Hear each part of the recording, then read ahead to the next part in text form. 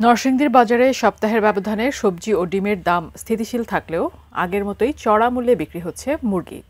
বিস্তারিত জানাতে নরসিংদীর শিক্ষা চত্বর বাজার থেকে সরাসরি এখন আমাদের সাথে যুক্ত হচ্ছেন প্রতিনিধি সোহাগ মিয়া। সোহাগ, আপনি জানাবেন এই মুহূর্তে বাজারের কি পরিস্থিতি দেখছেন?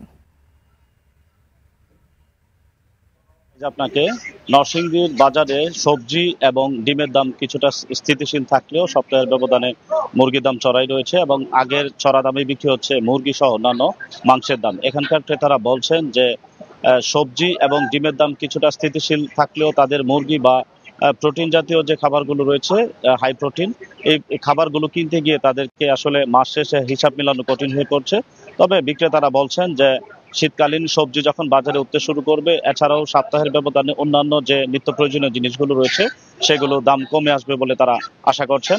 আমি এই মুহূর্তে রয়েছি নরসিংদী শিক্ষা চত্বর বাজারে। এখানে বাজার ঘুরে সবজির যে দাম দেখেছি এখান থেকে যদি কিছু দাম জানিয়ে দিই, এখানে সিম বিক্রি হচ্ছে 100 টাকা করে, শসা এবং পটল বিক্রি হচ্ছে 60 টাকা কেজি করে, কাঁচামরিচ বিক্রি হচ্ছে 160 টাকা থেকে 200 টাকা করে, এছাড়াও এখানে টমেটো বিক্রি হচ্ছে 120 টাকা।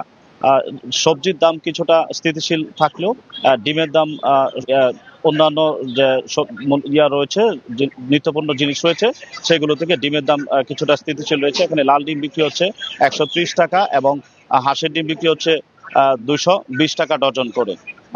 সবজি এবং ডিমের দাম এই কিছুটা স্থিতিশীল থাকলেও এখানে মাংস সহ মুরগির দাম আগের মতোই চড়া দামে বিক্রি হচ্ছে।